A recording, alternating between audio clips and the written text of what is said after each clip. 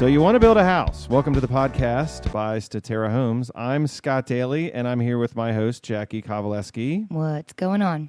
And today we're going to talk about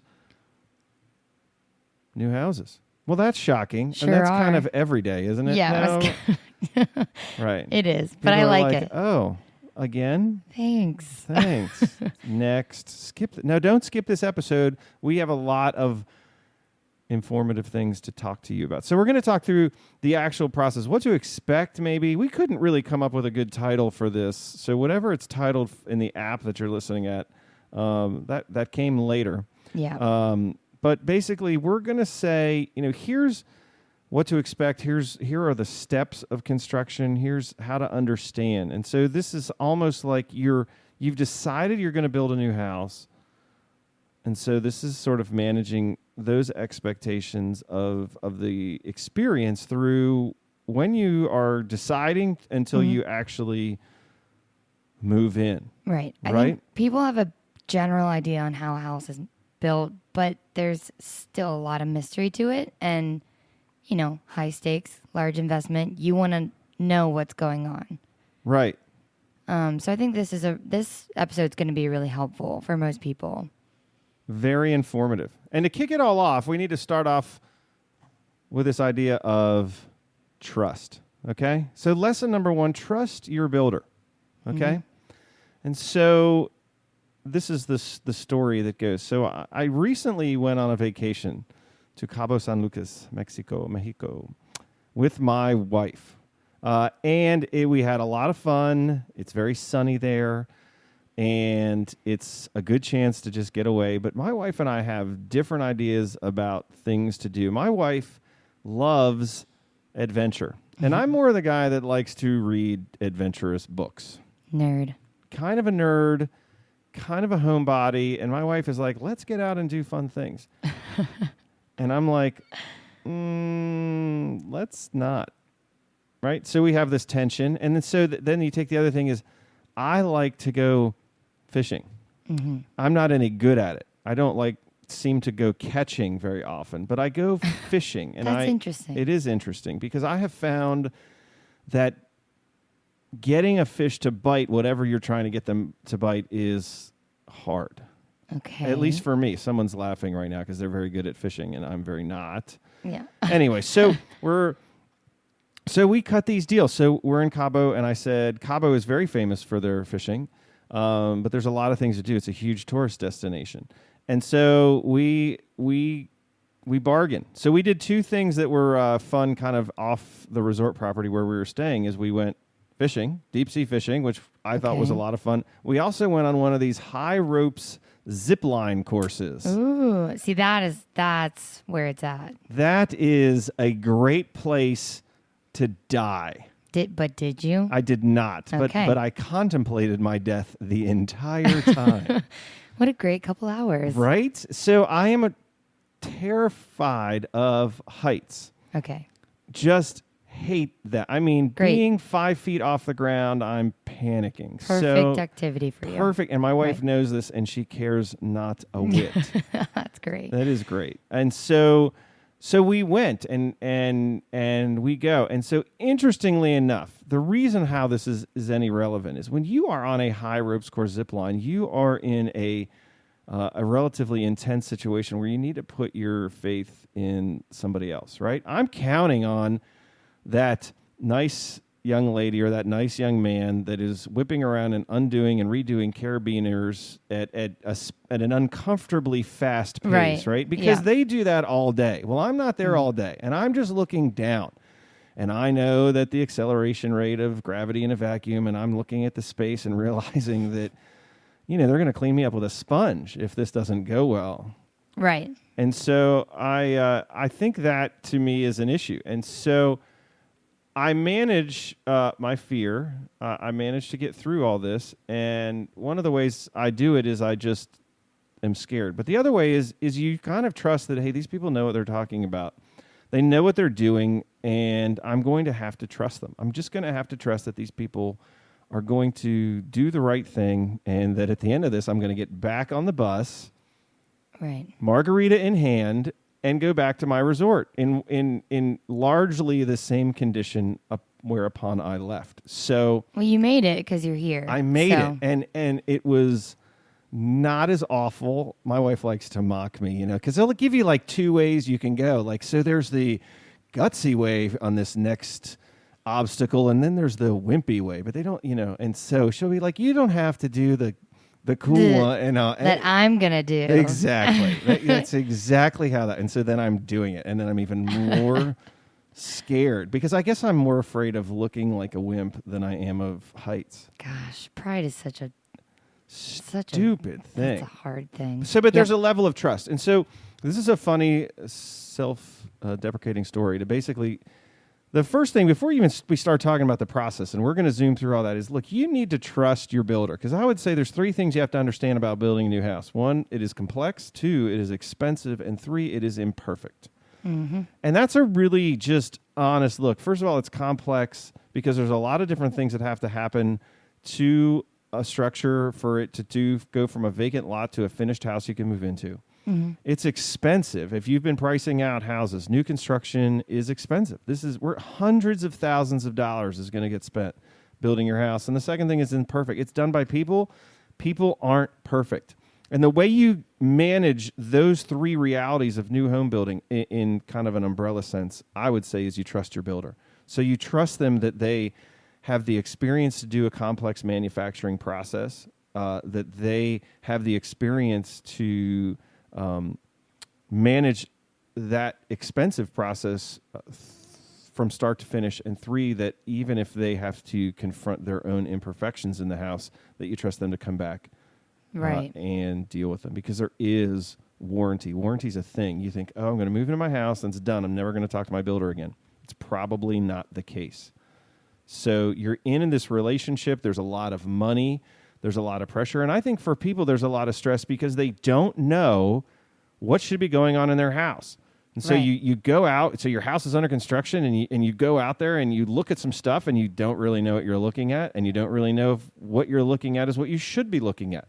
But what you do know is you're spending hundreds of thousands of dollars, and hopefully if you trust your builder, you're going, well, I don't really know what I'm looking at, but exactly they know what they're doing. And so what we want to try to do with the rest of our time today is break down some of the processes so that maybe you have a little bit more of an idea of what you're looking at and whether you're looking at something that is managed well or it's not managed well. But if you don't trust your builder, and I will be done with this, but if you're sitting across from whoever the representative of that company is and you don't trust them, don't build with them. Don't. That's fair. Because you're going to be miserable. And look, most people have intuition and say these are essentially decent, honest people, or these are not.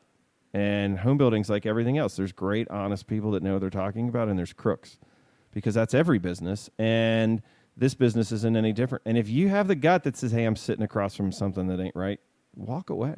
Walk away.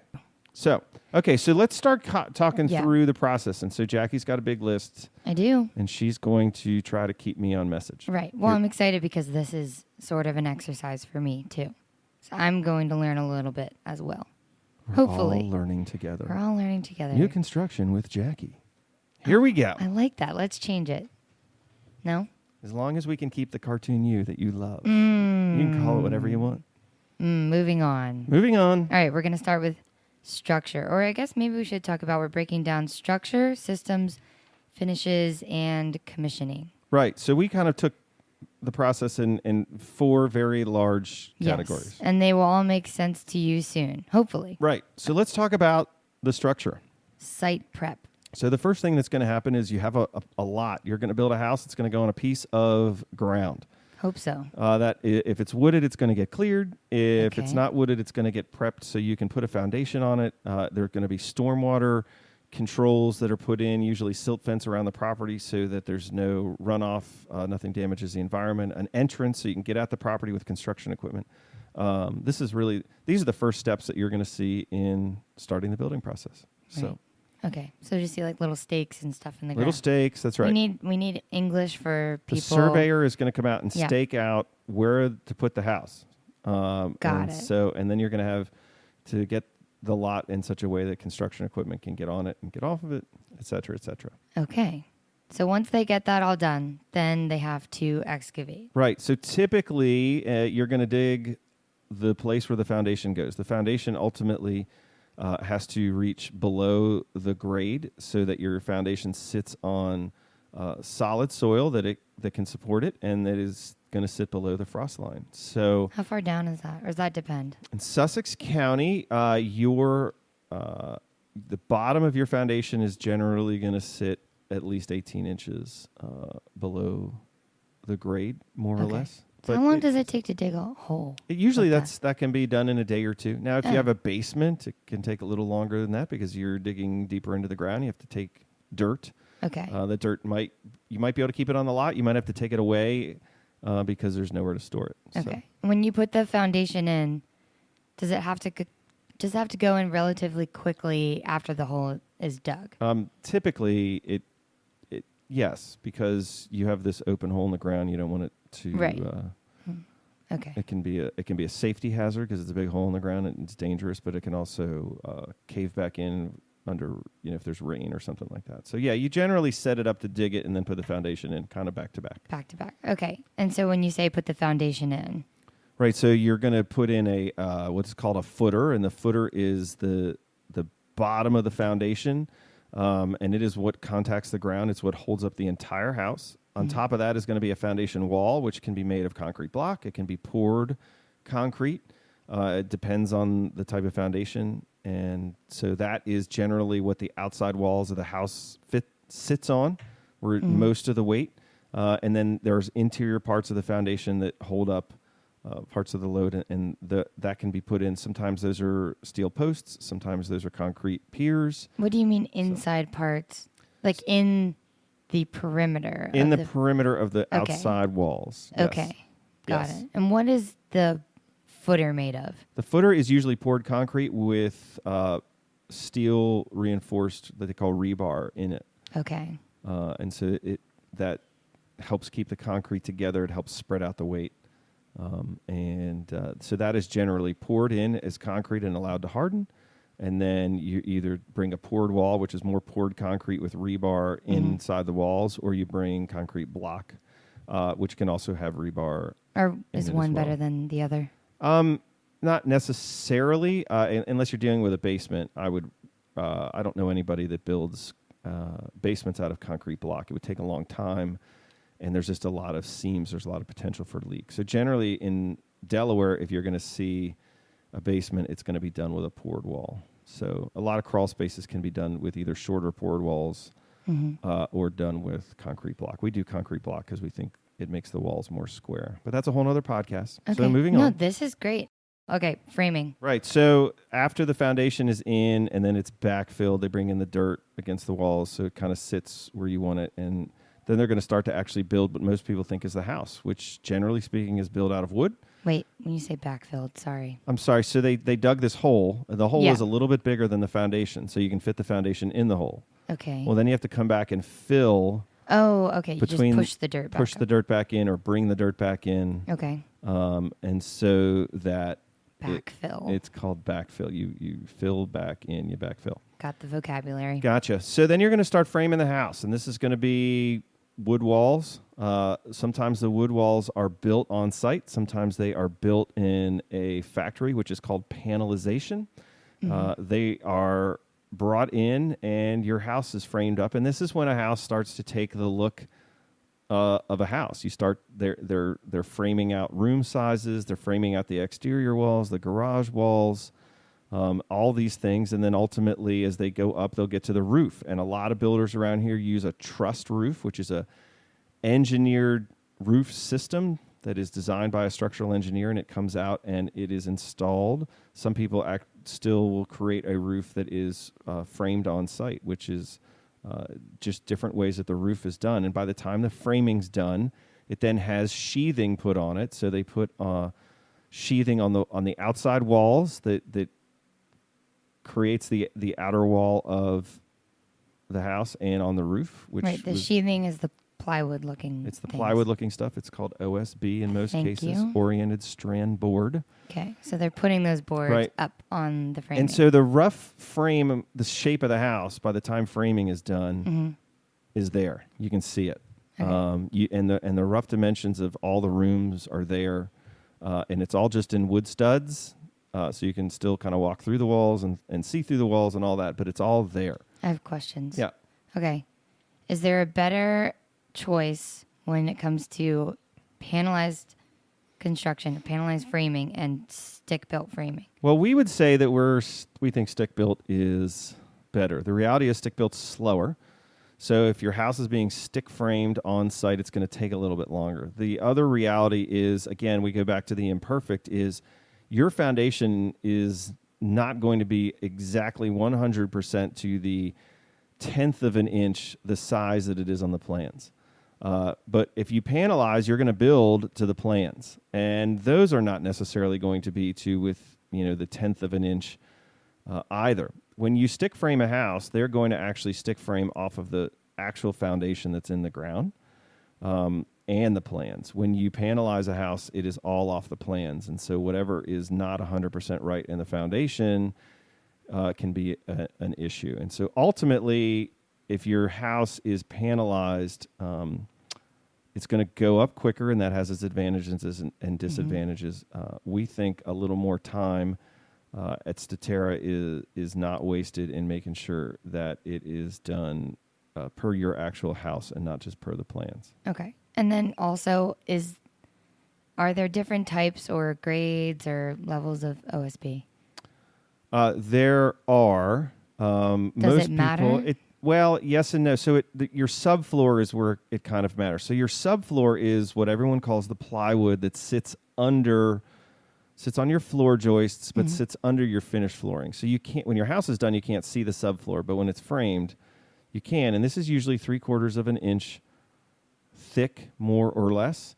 And there are inexpensive versions of subflooring that absorb a lot of moisture, and there are ones that are structurally stronger and more resistant to moisture. And the reason why that matters is while your house is under construction, weather's still weather. And so if it rains, your house that's under construction is going to get wet. I see. Yeah. So, and it's going to be exposed to dry days, to very humid days. Yeah. And wood is a natural product. It absorbs moisture. So, Okay. so that it can matter. On the roof sheathing and the wall sheathing, there's probably not that much of a big difference, because if there are some irregularities in that, you're not going to see it under siding and roofing. But if there's some irregularities when you go to put your hardwood down, your hardwood's not going to be flat. Right. That's really interesting, the subflooring. So the like subflooring does matter. Okay. So Okay. Framing. We've got, is that right. all So you you're wanna up. say? You're framed. Okay. The shape of the house. Now we have closing in of Right. house? So we couldn't come up with a really witty way of doing this, but this is when you're going to put the shingles on. You're going to put some type of exterior vapor barrier on the house. A lot of times people just say you're going to Tyvek the house. Tyvek is a brand of house wrap. And you're going to install the windows and the doors. And so this will make your house weather tight. You're closing your house in from the weather. So the shingles are on. There is some type of barrier to keep moisture from coming in. And these vapor barriers, they can be things that are applied. There's brands like Typar, Tyvek, that you put on top of the wood. And there are things like what are called a zip wall, that the vapor barrier is actually sprayed on to the wood itself. And what this stuff does is it blocks water molecules that are water, but doesn't block water vapor. So it lets the water vapor escape from the house, but keeps the water, like rain that is liquid water, out. Okay. They all do the same thing in terms of that, and there's lots of arguments about which one is better. We use house wrap. We're not really brand specific about our house wrap because it is tried and true and it works. And so that is done. Then your windows are put in the holes that your framer left for the windows, and your doors are put on, and your roof shingles are on. So now you have a house that is going to be 90-95% dry on the inside from weather. So your house is closed in. Okay. So that's our structure. So that is our structure. Our structure So step is complete. structure step is complete, and we're moving on to Systems. So now we're going to put all the stuff in the walls that's there that you can't see. Great. So that would be the guts of the house. kind of the guts of the house. Your heating and air conditioning ducts, your plumbing, piping, your electric lines, everything that goes Gas. runs in gas lines. If you have gas things in the house, you're going to have those run in the walls. Low voltage stuff like home theater wires, things like that. If you're going to do like speakers for a surround sound or a place to put a TV and you're going to run an HDMI cable or Does a that take cable line. a long time? It doesn't normally take a ton of time, but these are all different contractors, right? So we probably should have said, look, most builders subcontract just about all their work. So people have this idea that the builder has a plumber on staff and a carpenter on staff and all of these things. They work for the builder, and that's not really how this modern process works. How this modern process works is these people are all subcontractors. Okay. And they're coming in and they're doing their specific tasks. So the plumber comes in and they do everything that has to go behind drywall or insulation is getting done on all of those things. If you have a central vacuum, there are central vacuum piping that gets put in at that time. Your fireplace, if you have a fireplace, it has piping and electricity to it and venting. Your bathroom vents get run at this time. And all of the stuff that you can't see, but you really are going to want to be there later, gets done. Your electric box gets set. What about your if you have a bathtub or a toilet or So when do those the pipes are all run for that stuff. Okay. But the actual fixture, that's a plumbing fixture, the toilet and all that gets installed at the end. Okay. So you do systems, which I'm just going to use Jacki terms. Right. Gut of house. Right. Got it. Okay. So that is the gut of the house. Right. And so at the end of that thing, what you're going to do is you're going to air seal your house, which is you're going to seal up all the penetrations and all places where air could leak from the inside to the outside. What's the rating? There's a HERS rating, which we've talked about, but you're going to have an air seal that is an inspection in Sussex County, Delaware. The county will inspect it for air seal. They want to make sure that any space that is conditioned, which is so heated living space or cooled living space, is air sealed from the outside, because it's one of the best ways to save energy and make your house more efficient is to keep air in and then keep outside air out. That's good to know. Okay, so you're looking for that. Right. So then you get insulation, okay. and there's another inspection for insulation. Okay. And the insulation goes in the house, and then you get drywall. And that happens really pretty quickly. And the drywall process, can take a week or two because there's a lot of steps. They come and they hang the drywall, then they start to finish the joints, and then they come back in and really get it looking good and smooth. And wait, when does so the air seal happens before the drywall? Before the insulation, air seal, then insulation, and then drywall. Okay, got it. Right, chronological. Right, and details. then after drywall, we're going to put in our interior trim. So these are your interior doors.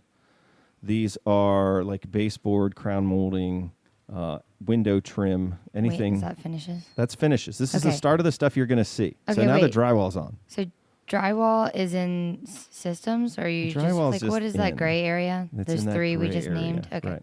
Okay, so we're going on to finishes. We're going on to finishes. Yay, Sorry. This is the pretty stuff. This is the stuff that everybody knows. Great. Right? So at Statera, what we'll do is we'll install your trim in your doors. Okay. And then after that, we're going to paint the whole house and the trim. So that's already done. And then after that, we're going to start a lot of time once we get it painted, it's going to depend on what the customer has selected.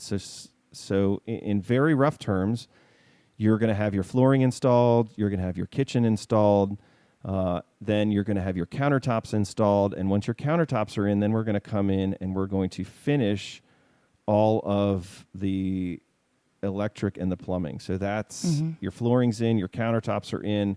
Now the plumber comes back and puts all the faucets in, the toilets, Okay. everything that gets done, so that by the time he's done, the plumbing works. The gas, if you have gas, comes in. They hook up your fireplace. If you have a gas range, they're going to hook up gas to that, to your tankless water heater. They're going to hook up the electric and install all your light fixtures, all the recessed lights, all the hanging things, and put all the plugs in the holes where they left, so that when they're done, you've got hot and cold water, you've got electricity, you've got light fixtures. And then after that, we're talking about appliances. In the meantime, on the outside of the house, in the finishes, they're putting on the siding, stone if it has stone, and then starting to do the landscaping, sidewalks and lead walks if you need all that, irrigation systems, outdoor pavers or concrete patios all get done, so that all of that kind of happens at the end. There's a huge flurry of activity. And we get this all the time. They'll come into their house and we're telling them they're ready.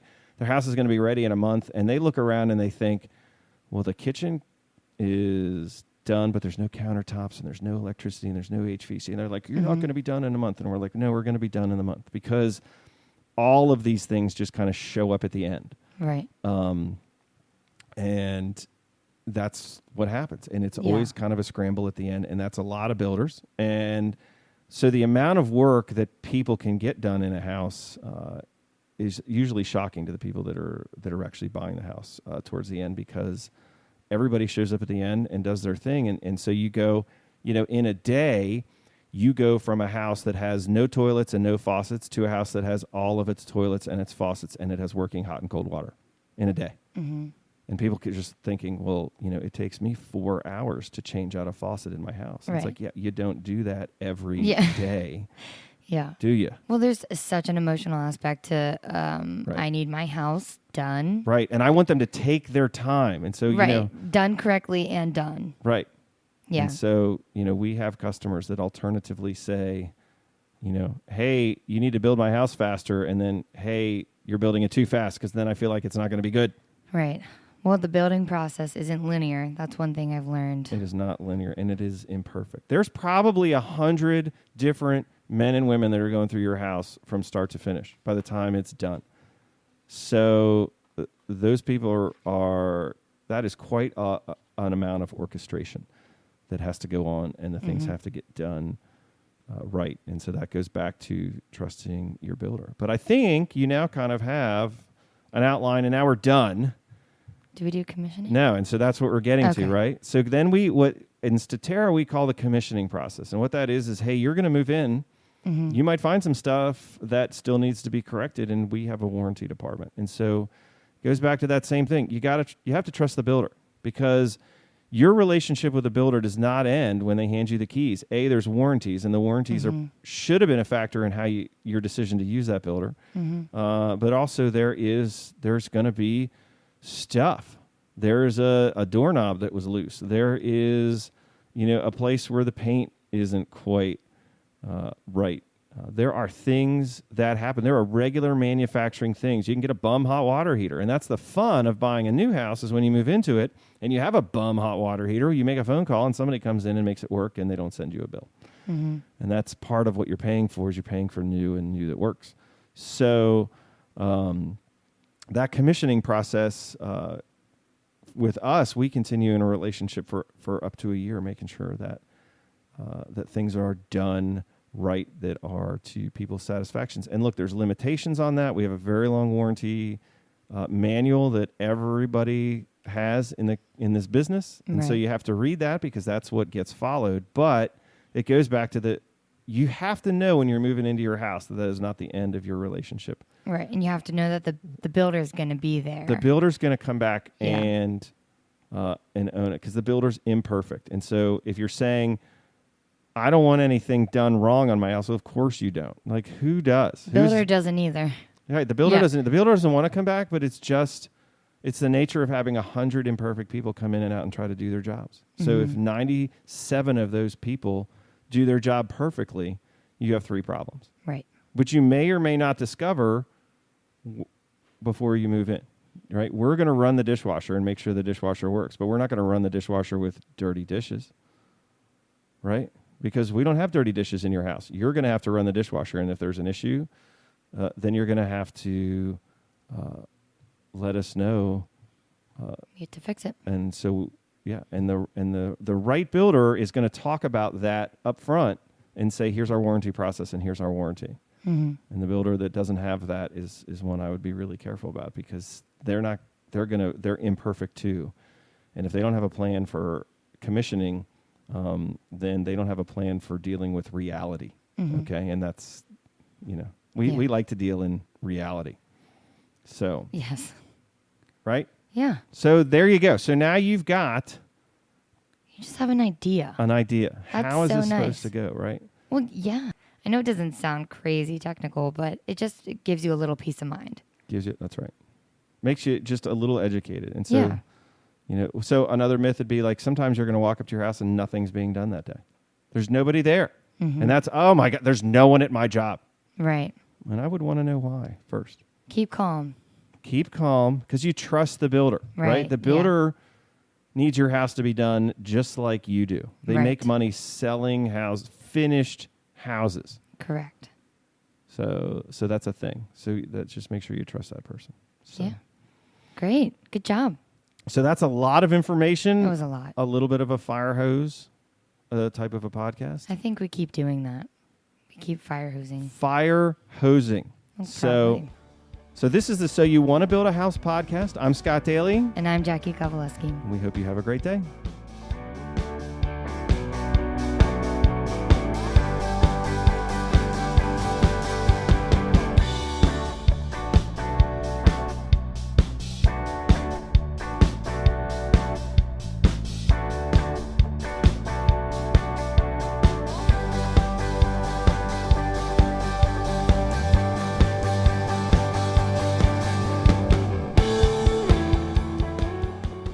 So You Want to Build a House is brought to you by Statera Homes. Statera Homes is a craft home builder in southern Delaware. This builder finds value in working with you to build a home that is the perfect fit for your lifestyle. Statera truly sets themselves apart from other builders in the area. To find out more, visit their website, www.staterahomes.com. That's STATERAHOMES.com. Or call their model home at area code 302-329-8881. That's 302-329-8881. Music from this podcast was by the band Defining Parallel from their recent single, Painted Lives. Thank you for listening to So You Want to Build a House. To stay updated on the most recent episodes, subscribe to this podcast on iTunes or Spotify or wherever you found it to begin with, or check out Statera Homes' website, which is again www.staterahomes.com. Thank you very much.